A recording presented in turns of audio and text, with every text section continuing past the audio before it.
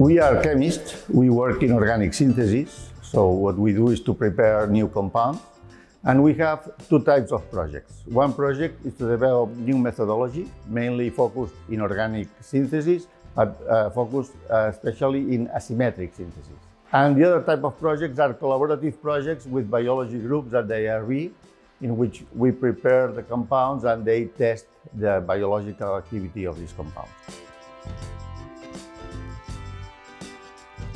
Asymmetric synthesis is a chemical methodology to prepare one enantiomer over the other. Two enantiomers are mirror image compounds. In the living organism, all compounds are chiral and are in one enantiomer. So drugs interact with the living organism differently. So we could say that every enantiomer has a different pharmacological behavior.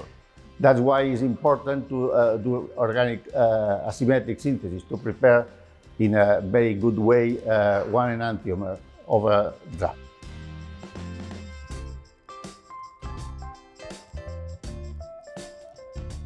The ARB Barcelona is a kind of institute that is very diverse. There are many different types of scientists. The opportunity to share the science and to do collaborative projects with other groups is what I like the most.